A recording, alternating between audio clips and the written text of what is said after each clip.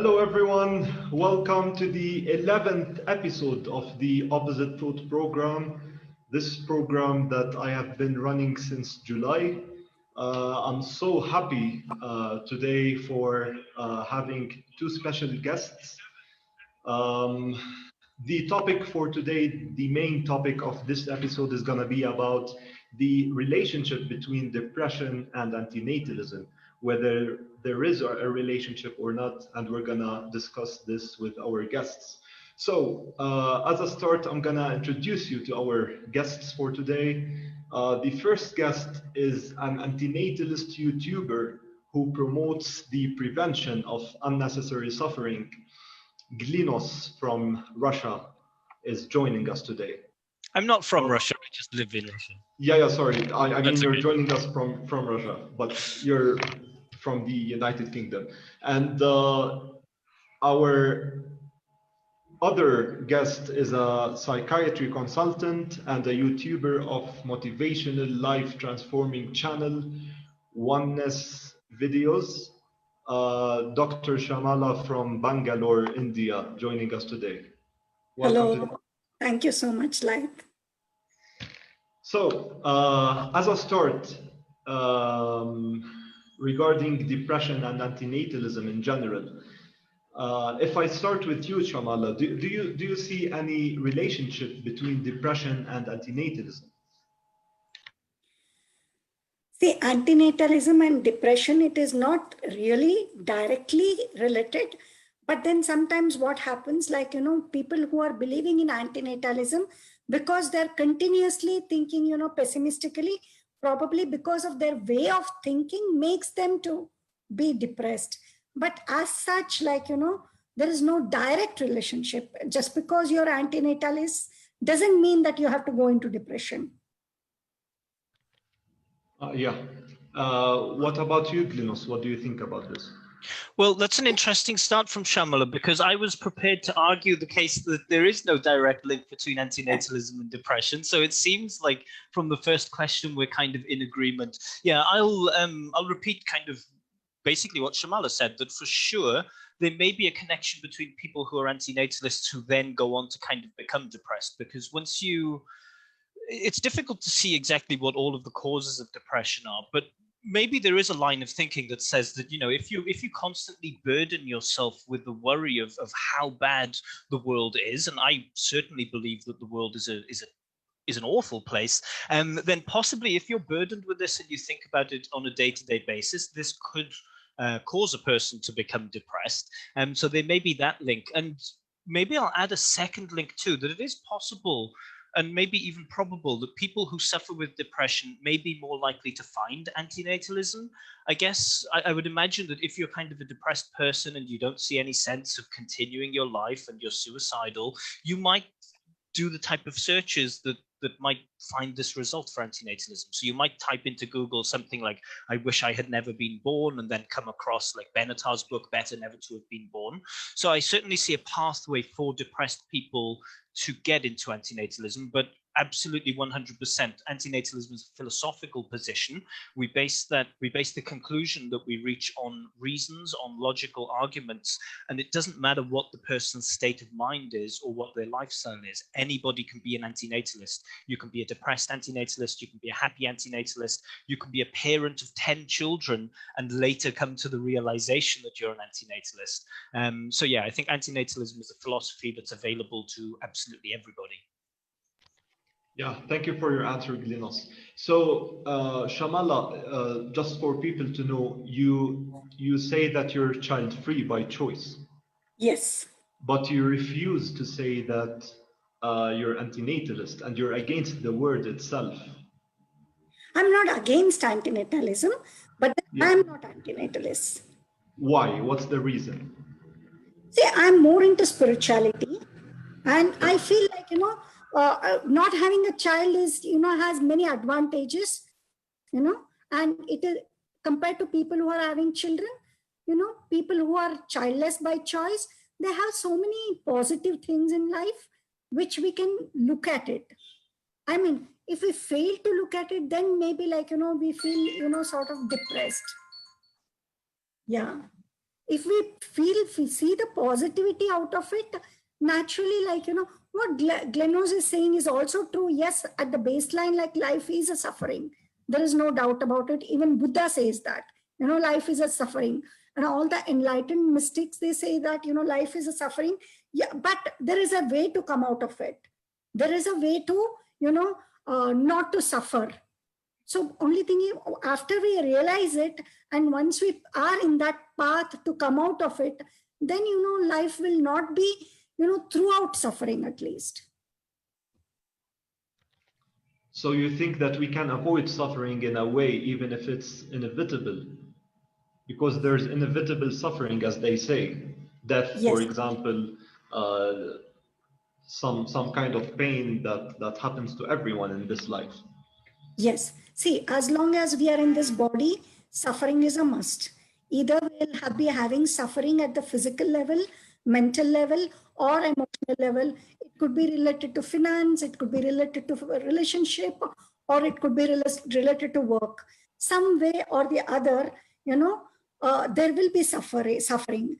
But then we have to also think that, we can get evolved through these suffering.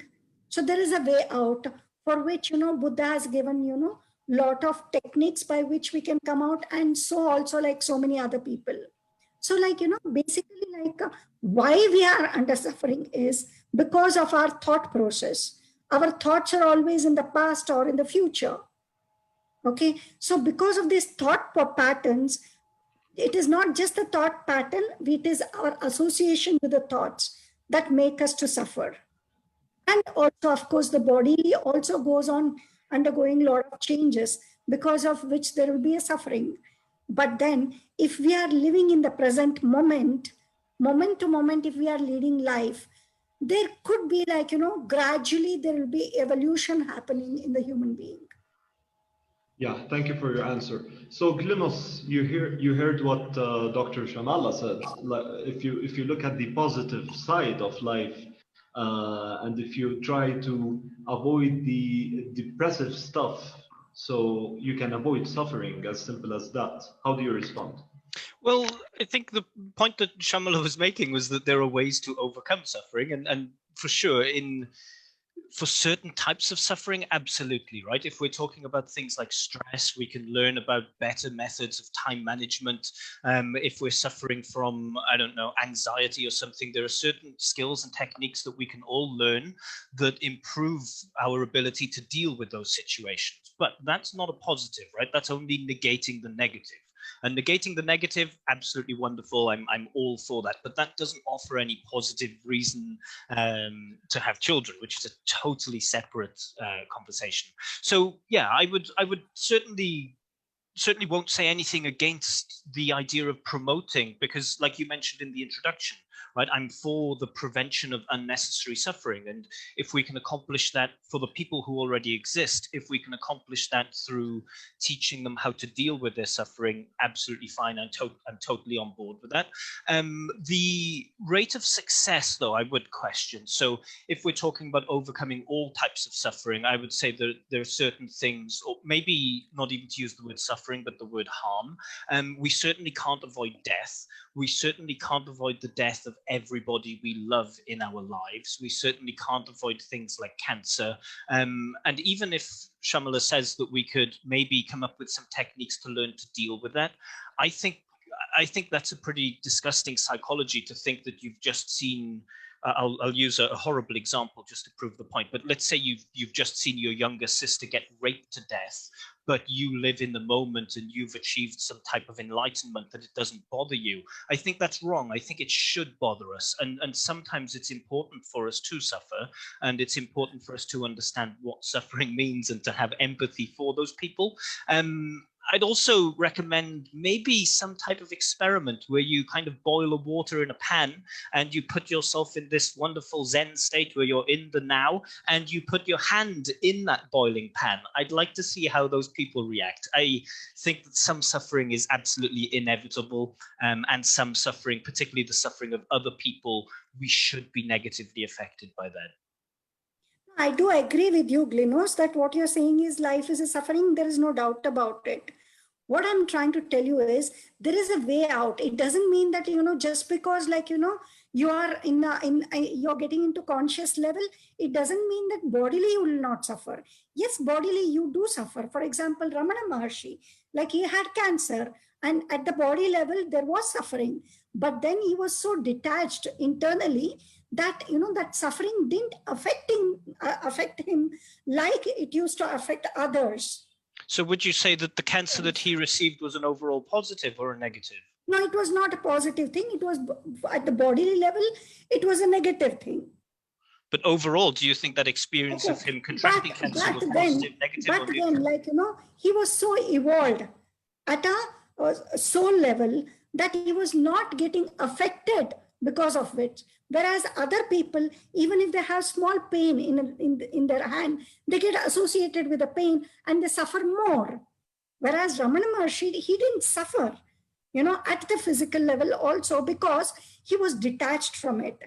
But to reach that level of detachment, it's a huge sadhana.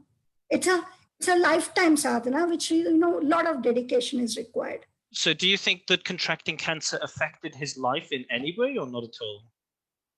At the bodily level, yes. Okay, and if you're going to make like an overall conclusion, in general, do you think it was a negative or a positive? As I told you, as long as the person is in the body level, suffering will be there.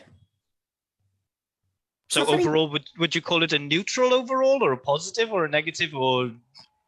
No, it is negative, but then there is a way to come out of it. That's all I'm saying. Absolutely. Yeah. Yes. Yeah, sorry to interrupt you. So Dr. Shamala, as a psychiatry consultant, how do you deal with antinatalists, for example? How do you deal with people who have depression? Like, how do you promote unnecessary suffering, for example? Because you care about suffering. You do not want people to suffer in general. So Yes. what's the way that you rely on to it differs from case to case. Whenever we get a patient who is antinatalist and who is having depression, it is necessary to go deeper into their case. And they might be getting irritated or angry about their parents because they have given birth to them.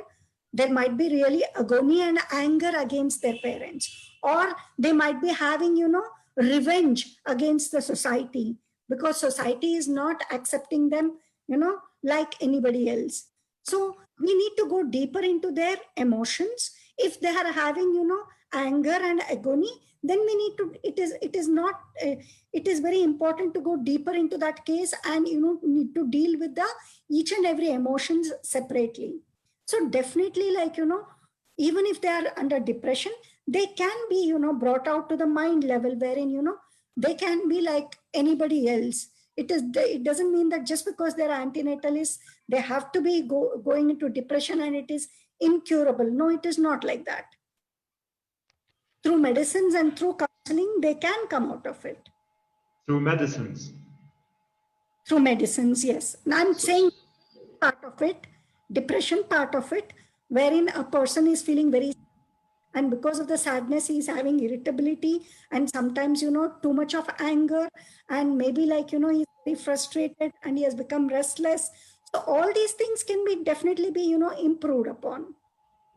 Yeah, Glinos, you heard about this. How do you respond? Yeah, 100% agree. I think it's great that, Shamala separates the two things of the emotions that a person's feeling with the philosophical belief that they have.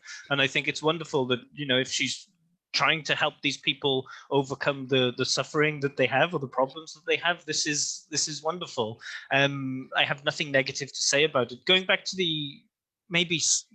slightly going back to the earlier point when you asked her why she doesn't consider herself to be an antinatalist, maybe one question I'd like to ask is whether she believes that it can be in a person's interest to come into existence. Because so far the conversation seems to be around people who exist right now. Right. And we kind of both agree that for people who exist right now, there is inevitable suffering on the body level, on the emotional level. And Shamal is talking a lot about how we can cure ourselves from this. And I think that's wonderful. I'm all for it. But the question I want to ask is whether lives can be good enough, whether that can be a justification. Just because that we can find techniques to overcome our suffering, is that enough of a justification to create a new person who will then suffer and inevitably die? And what would that justification be? If you're asking me at my personal level, I'm not for, childbirth, because already we ourselves are, suffering at times, and we are seeing suffering everywhere. So and what I see is couples, they themselves will be having so much of misunderstanding, and they themselves will be undergoing so much of emotional trauma every now and then. So life itself is duality. So in that way, it is, I'm not for childbirth. Okay, so I understand that maybe you don't. Level, at the same time, if somebody else is giving birth out of their choice, it is, I'm nobody to go in their way. This is my personal choice. But all right, so I need to avoid others going into, giving birth, that I don't want to interfere. So I'd like to draw the distinction between getting involved with individuals and what they do and their choices with the philosophical principles of antinatalism, right? So I'm the same as you. I have many friends who have their own children. I personally quite like children. I like speaking to them. I find it fascinating to discover actually, to look at their line of thinking. So I have nothing against children. I have good friends who are parents. And of course, if once a friend of mine has, if their wife is pregnant or something, I don't jump in and tell them what you're doing is terribly wrong. I think once something is done, and we have no business to kind of judge them on it. Of course, I can have these conversations and speak to them about why I believe that it is wrong for them to do it. But on a person-to-person basis, when someone has a child, I don't jump in there and say, you're a bad person. But that isn't antinatalism. Antinatalism isn't about telling individuals that they're wrong for doing something. The same thing with veganism. Veganism is the idea that we shouldn't exploit animals through murdering them and torturing them. And antinatalism is the idea that, as a principle, we believe that it is wrong for people to have children. It is bad for new beings to come into existence because of the suffering, the inevitable suffering and the death that they will face. Would you agree with the statement that it is generally better not to have children? Yeah, I agree with that. Generally, it is better not. Okay, so whether you use the term or not, unfortunately, that puts you as an antinatalist. It's like this thing with atheism, right? A lot of people might not feel comfortable with calling themselves atheists, and they might say, well, I don't see any evidence to believe that there's a God, but I wouldn't call myself an atheist. But by the definition of the word, it would make them an atheist. Just out of curiosity, I'm sorry, Laith, I know that you're the question asker here, but out of curiosity, do you not associate yourself with the term antinatalism because you feel that it carries with it maybe some emotional negativity, or because you feel that it has a reputation for being kind of pessimistic? No, not like that. I'm more into spirituality because I believe that, we can evolve, soul can evolve, the purpose of life is to, is the enlightenment. So antinatalist people, yes, what they have recognized is it is very beautiful that they've recognized that life is a suffering, which everybody has not recognized, which everybody is not, what I would like to say is everybody is not so sensitive to recognize that suffering. And it is good that antinatalists, they have recognized and they are very sensitive that life has become suffering. They're more sensitive, I would say. But at the same time, they're stopping at that level.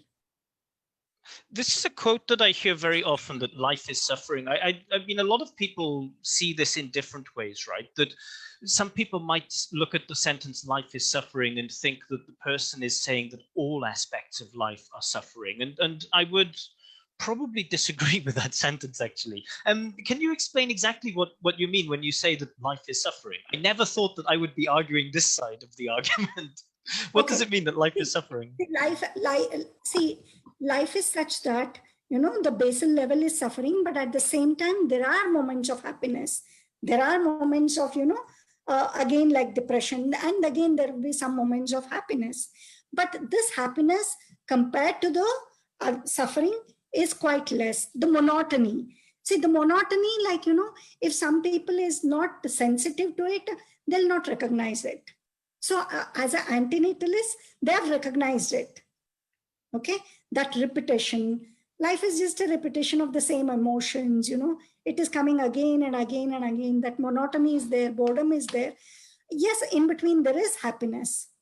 But if we go deeper in spirituality, we can, make that suffering into celebration.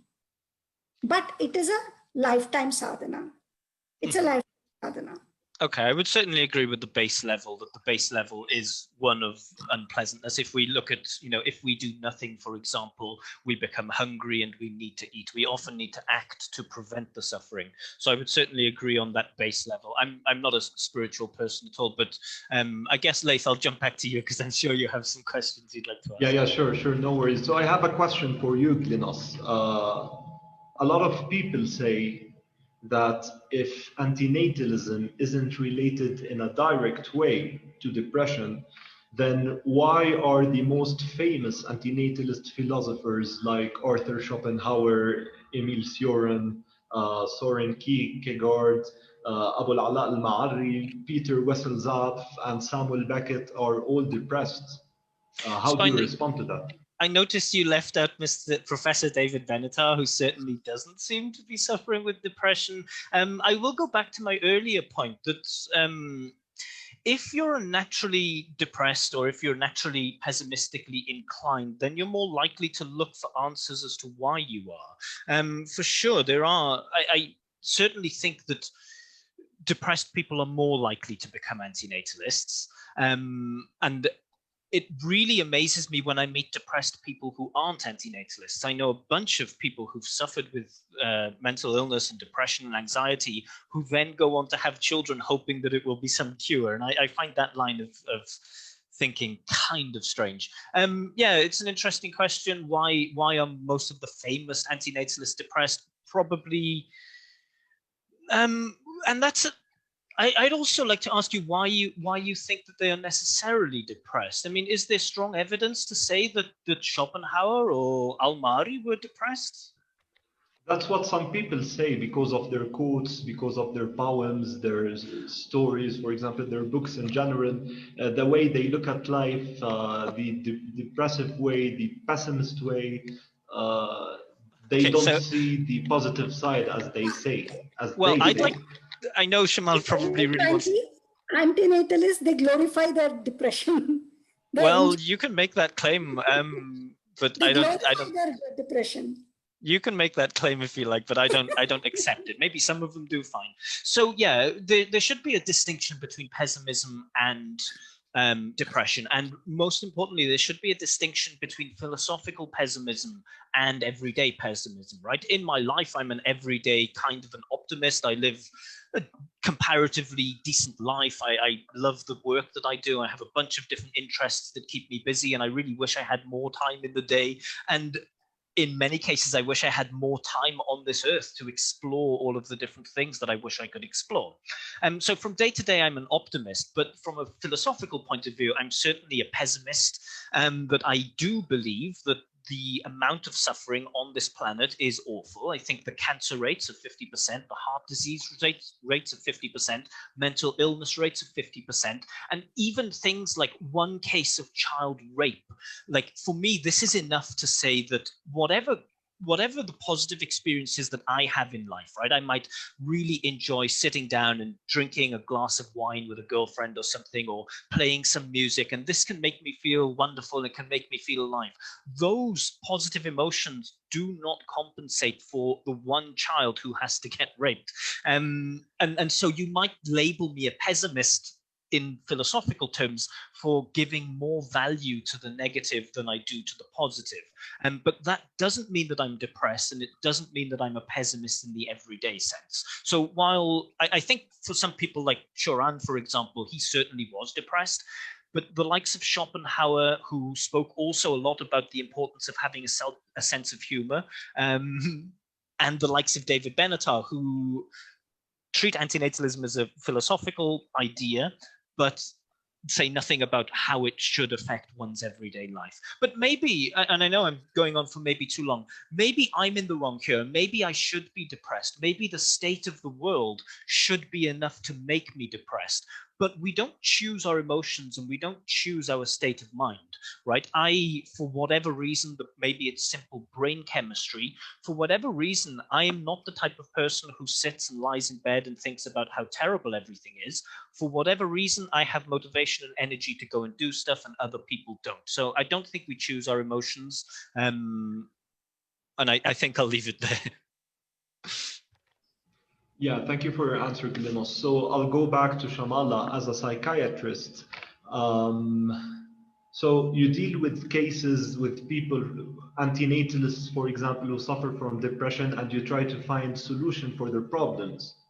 But do you also do the same for pro-lifers, for the ones who only look at the positive side in this world and ignore the negative side?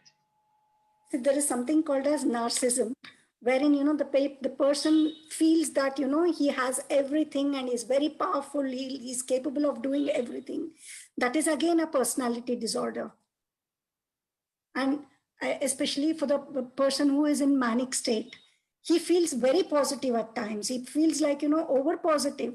Even that is also a mental disorder, wherein he feels very creative and very positive, and he becomes very restless, and he is always into doing something, like that manic state wherein he's feeling that he's super powerful.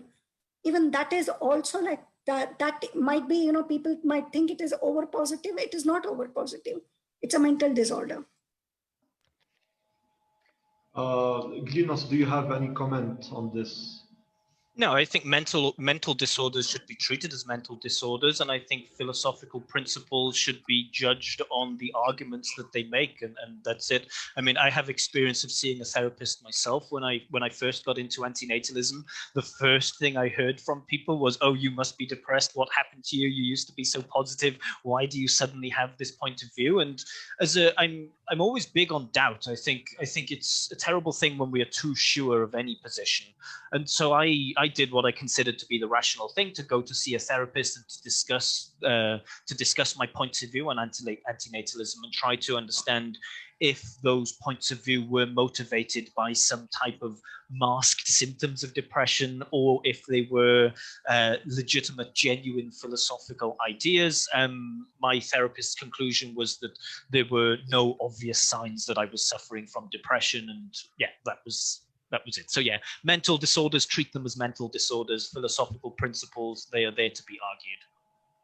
Yeah, so you actually mentioned something for a question that I was going to ask you about. Like, why do you think most people, when you preach antinatalism in general, the first word that comes out of their mouths is that you're depressed, you have some personal issues, you have some problems? Why do you think like that? Why don't you commit suicide, for example? Why do they relate it to depression always? What's the reason? Well, again, it's this negative. Was this question for me? Sorry. So yeah, maybe there is like a misunderstanding in people's minds that people don't know the difference between like everyday pessimism, philosophical pessimism, and depression, and maybe those things are good bedfellows too. That very often depressed people maybe are more likely to be antinatalists, but why they do it, I don't know. That's a question maybe for them.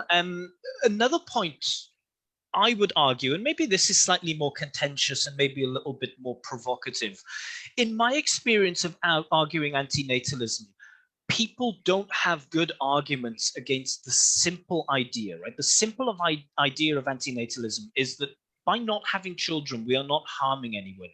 People not coming into existence doesn't harm those people who don't come into existence. They are non-existent. Whereas coming into existence harms every person who comes into existence.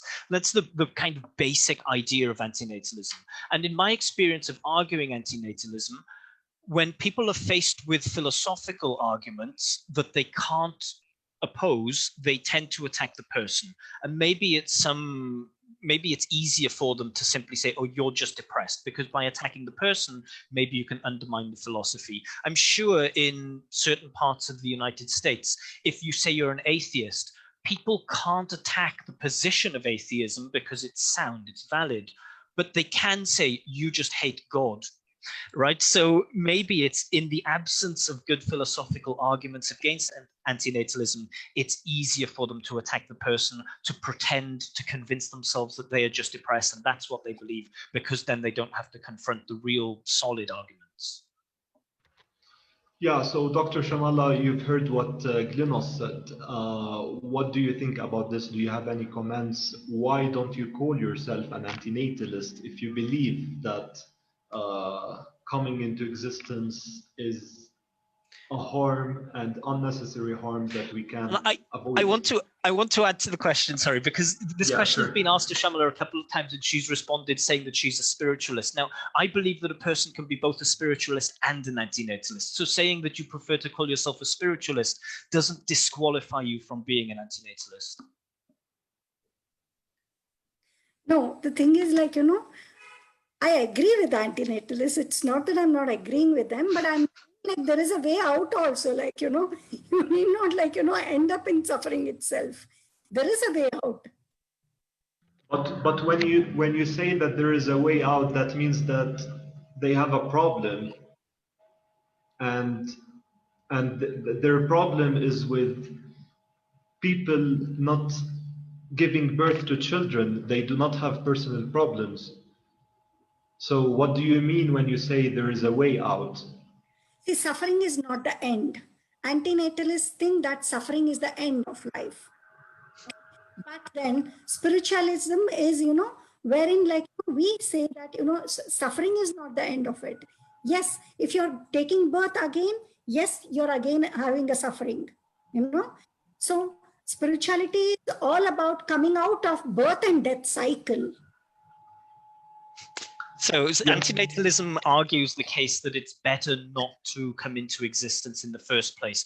After we come into existence, then you could live your life as a person who, tries to minimize your own suffering, tries to minimize the suffering of others. You could also be a person that gets really depressed, who gets really pessimistic. There's a variety of antinatalists. And while maybe, Shamla, I'll give you the benefit of the doubt and to say that if you look at most antinatalist forums, a lot of the people do tend to be pessimistic. A lot of the people do talk about how there is no way out. So perhaps you're right with those types of people, but there's nothing in the philosophy of antinatalism which then says that as a person who believes in antinatalism, you must always believe that every day of your life is going to be terrible and that there's no way to prevent the suffering.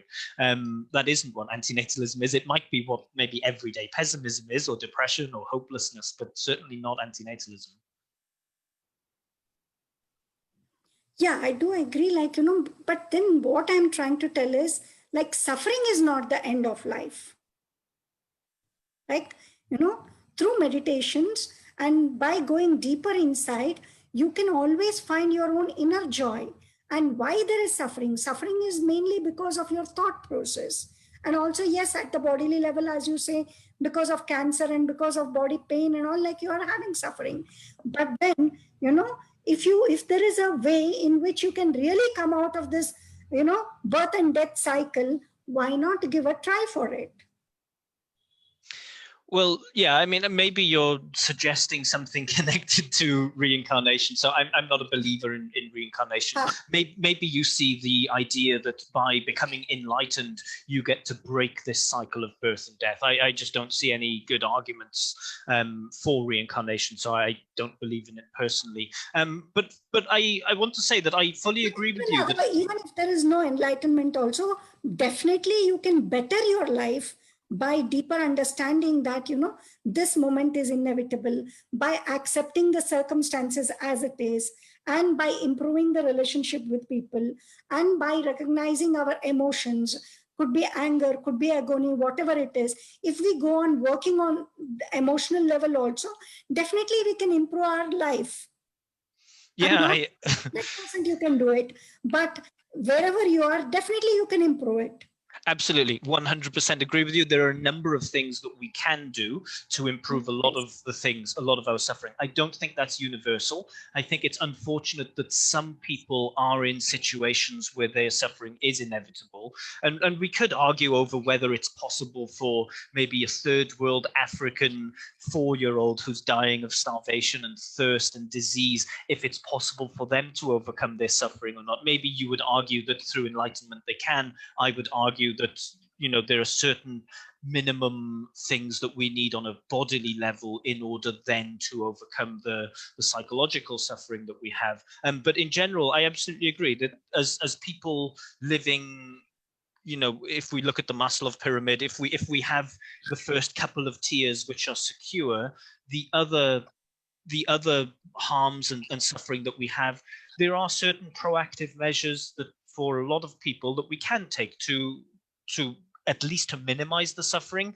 I don't think to remove the suffering totally, but to deal with the suffering, I'm in 100% agreement with this. Yes.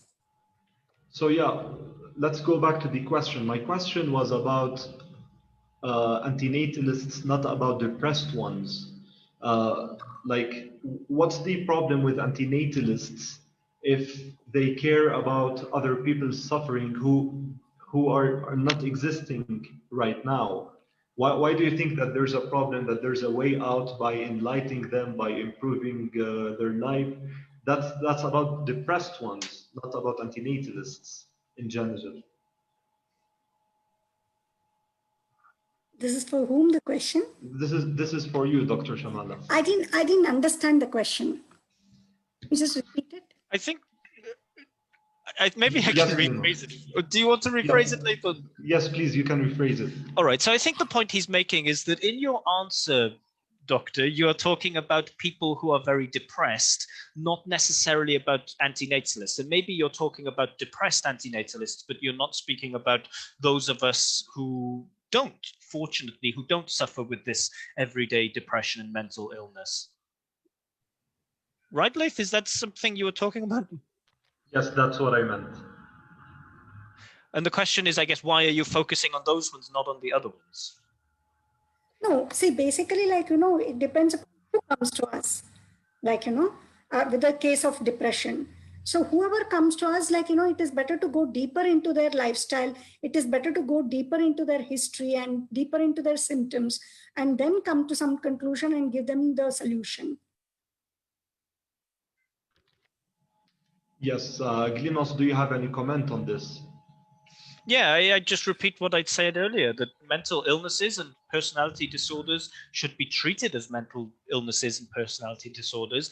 Antinatalism certainly isn't a mental illness or a personality disorder. It's a philosophical position based on reasoned arguments. It's more about a belief system, yes. Yeah, and I think the belief system is sound, and that's why I call myself an antinatalist. But that has no bearing on whether I'm a happy person or a depressed person. Yeah. So one last question for Dr. Shamala. Some say that people in general would rather follow a reassuring lie than an inconvenient truth. So if we want to relate spirituality that you were talking about earlier, they think that this is an inconvenient truth. How do you respond to that? Because something that makes you comfortable doesn't mean that it's true. We need to, differentiate. We need to go deeper into life and try to understand life. Once we try to understand life as it is, see, there is something called as optimism, pessimism, and reality. So once we understand life in the real sense, naturally, there is, slowly we can come out of all the, disbelief which we have. Yes, Glinos, do you have any comment on this, that there is pessimism, reality, and optimism? Well, one thing that I would say is that realism is a hell of a lot closer to pessimism than it is to optimism. And there is actually an interesting thing being studied in psychology now about the idea of pessimistic realism. And this is the idea that pessimists tend to predict things more accurately than optimists do. We have the basic idea that optimism one end, pessimism one end, and realism is somewhere in the middle. I don't think so. I think that if you're a realist, you believe that the world is a terrible place, because I can't, looking at human history and looking at natural history, I cannot find any argument to say that they are kind of balanced. I see like if we're looking at like good things and bad things, right, on an everyday scale. Let's say I missed the bus for work, bad, but I had a delicious lunch, good. Those things, you can kind of see that they are kind of balanced. But if we look at like the Holocaust of 6 million Jews, what do we put on the other end? What justifies that? What compensates for that? So I don't see, and this is only one thing, right? If we're just talking about one Holocaust, but over like natural history, we see that with turtles, I think, there's something like 1% of baby turtles live to maturation. The rest of them just get eaten alive. The same with birds, the same with squirrels. The amount of suffering that exists on planet Earth in every single moment on planet Earth, something is screaming its last breath, desperately not wanting to die, desperately just wanting relief from this pain, from this suffering that they have. 15,000 children die every day on this earth, right? That's 15,000 mothers who have to experience that news. Your child has just died 15,000 times every day. So I see this weight, and this isn't pessimism, this is realism, right? I am only talking about empirical facts here. You're seeing only the negative part of it. No, I'm not. I'm going to come to the positive stuff in a moment. I'm going to invite you for the positive stuff in a moment, right? So from the realistic point of view, I see 15,000 children dying every day. I see these horrible rates of attrition in nature. I see 6 million people killed in a Holocaust for being not the decisions they make, but for being who they are. I put this on the negative side. What I'm asking of the optimists or the people who believe that realism exists somewhere in the middle, I'm asking you, I've put this weight on this scales. What positive are you going to put that compensates for all of that brings it back, that shows me that I'm being unreasonably pessimistic? What are the positives that balance the scales? Maybe the lovely sound of some birds singing in the sky. Let's give Shamala the chance. Yeah, the 1% of birds that survived. This is how the pessimist people are, like, only the negative. Balance the scales. If that is not so, then why the pessimists are surviving? Balance the scales. What optimism, if I am being unrealistically pessimistic, then surely you, as a person who is a realist who believes that realism comes somewhere in the middle, what are the positive things that compensate for that? What makes the scales balanced between pessimism and optimism, between good and bad? The very fact that we are still alive shows that we still have the hope. And also, it is not just the hope. Let me tell you, in the past also, there will be some happy moments also. If there was absolutely no happy moments at all, then everybody would have been ready to die. Can you tell me at which point I said that there were no happy moments? Did I at any point say that there were no happy moments? Sorry to interrupt you.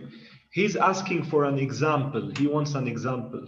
So if you have an example to compensate all of this suffering that happened on the other side, what would be the example? Give us an example, a fact. See, there are a lot of examples. Like whenever you are, for example, if you love a dog and if you are hugging the dog, and there is moments of happiness, there is moment of joy. When you see a child, for that matter, that innocent child, for that moment, you're happy. Like, it is not that, you're just because somebody is suffering, maybe in some other country, it doesn't mean that you're suffering all the time. Yes, you are suffering. I'm not saying you're not suffering, but at the same time, there is moment of happiness. Can I jump in and say that this is a straw man argument? You can't say you can't compare it with the size of pessimism. Dr. Shamanda, yeah, sorry Ah. to interrupt you again, Glinos. This is the last time. So you think hugging a dog or seeing an innocent child compensates the Holocaust of 6 million Jews? That's how you see it. See, then why people are not dying? The people are still alive. It shows that they have a hope that they are going to be better tomorrow. Or else in the past itself, like, they had many moments of happiness, isn't it? Otherwise, they would have committed suicide if it was totally unhappiness or total suffering. Yes, okay, can I ask a question? So, the victims of the Holocaust in their concentration camps, why didn't they kill themselves? Does that mean that their situation was neutral because they didn't kill themselves? They just waited and waited without food, without water. They waited either until they died of starvation or until they were shot. Does the fact that they didn't kill themselves mean that they were living in some type of realistic neutral state? See, you need to go deeper into humans' nature. By nature, humans don't want to die. That shows that there is something innate inside the human being. Or it shows that they have biological drives to continue to exist Yes, despite. not just a biological drive. Deep inside, there is some purpose of becoming humans. Like, that is spirituality is important. That is why, like, there, because of that evolution, like humans want to be alive because this body is also required to reach that evolution. How can we tell the difference between somebody who believes in spiritualism and somebody who believes that maybe there's a magic unicorn who makes their lives better? What's the evidence? What's the stronger evidence for spirituality than for the magic unicorn? Spirituality is at a different plane. But how do you know it exists? How do you know that this is a real phenomenon? It's non-physical, right? It is non-physical, but at the same time, it is being proved also. Like, for example, being proved by who? Effects of meditation is proved. By whom? Scientifically, it is proved. Which journal is this in? Beneficial effects on the body. It has many beneficial effects on the body and at the mind level. And at how level? How would we distinguish this between, because as I understand, the positive effects of meditation can be reproduced through the positive effects of sitting down, relaxing, and listening to music. That those two things kind of go hand in hand. That for me isn't evidence that there's a non-physical spiritual influence on our state of being or our state of mind. And I know that we're kind of short of time, and getting into this argument over whether spiritualism exists or not maybe isn't what Leif wants. So I'll ask Leif if he wants us to continue on down this line. Yeah, sure. Please keep going. No worries. It's a debate, so feel free to keep going. But yeah, Dr. Shamanda, some people say that if, for example, I believe that this button is gonna make me feel better and is gonna improve my life, and I believe in that from inside, then psychologically I'm gonna be automatically prepared that this is gonna make me feel better. And since there's no proof, the placebo effect, right? Yeah. How do you respond to that? The spirituality is not the placebo effect, but forget about spirituality. Let us talk about, mind level. Definitely, like, the situation can be made better by deeper thinking about life, at the physical level, mental level, and emotional level. Definitely, if we make effort, there could be improvement at all levels. Yeah, and Again, I 100% agree with you on this. I am glad that we started the debate on a point of agreement, and we seem to both agree that it's better in general for people not to have children. And also, I 100% agree with you that there are active things that we can do to prevent the suffering that we cause for ourselves and suffering that we cause for others, for sure.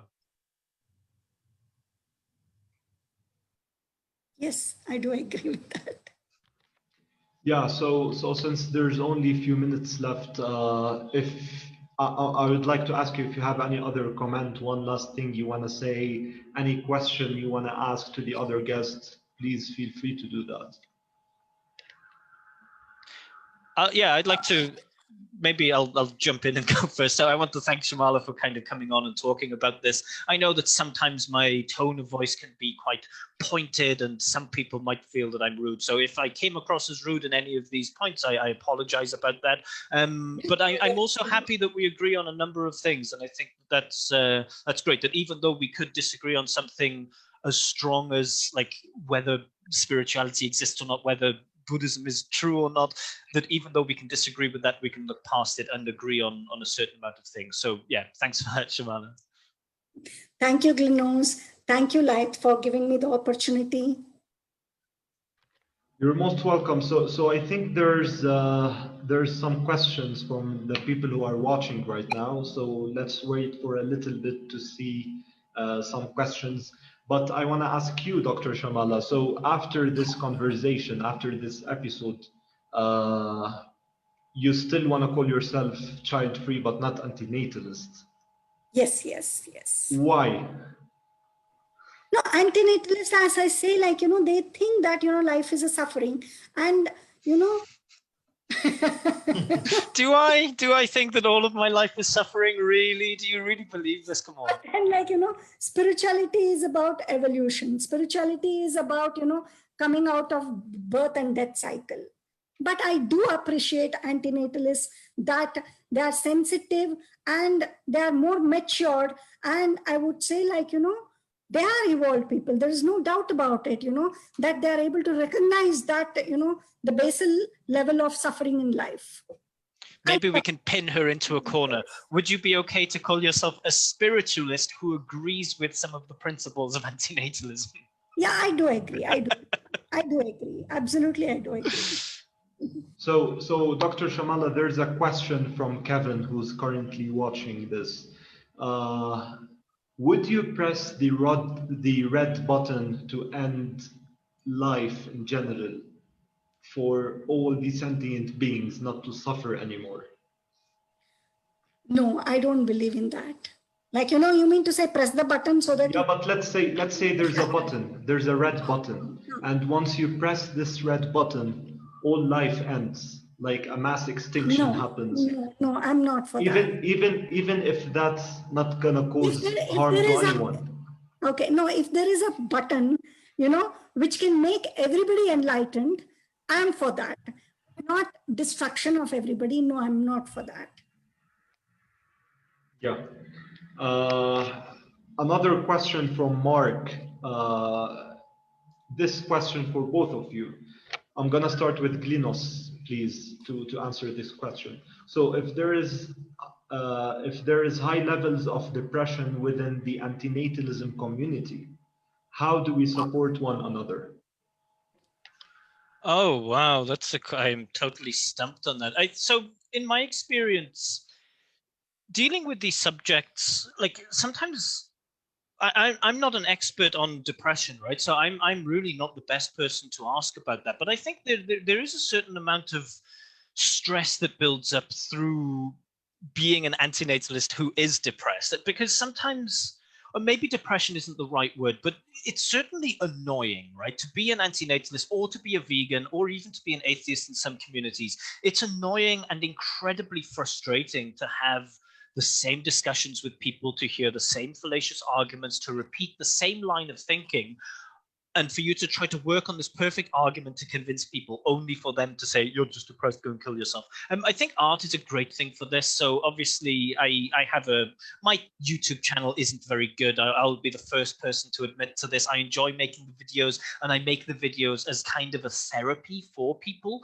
So if your depression is related to stress concerning the type of topics that concerning the arguments for antinatalism that you put forward, for sure check out my channel. You'll get some enjoyable things there. And also just knowing that you're not alone. Maybe there is a big-ish community of us, and there are content creators and there is academic literature, and sometimes just knowing that other people have had the same type of thoughts as you can be very therapeutic. But I am not an expert on how do we support each other through depression. I don't know. Shamala, Well, how would you respond to that?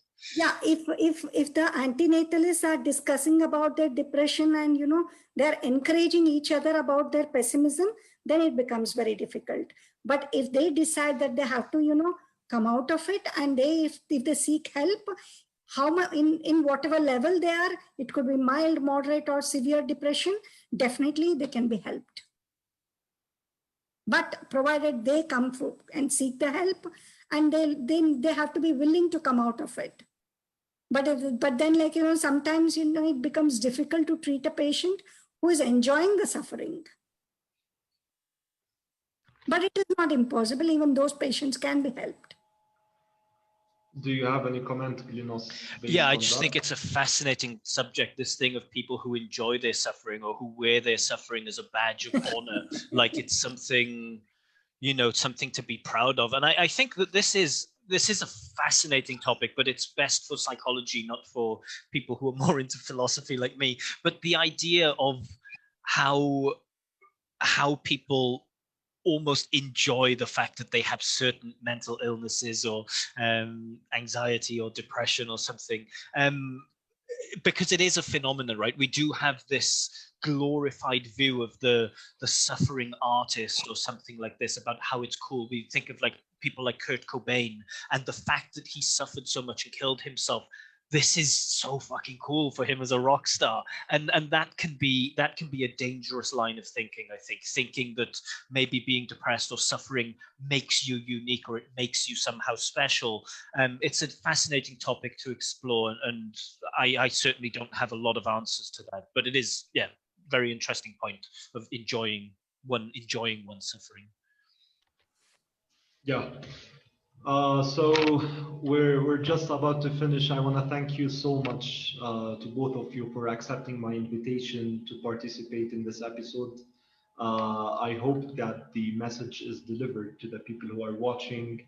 And yeah, thank you again. If there's any last thing you want to say, please feel free to before we end this live broadcast.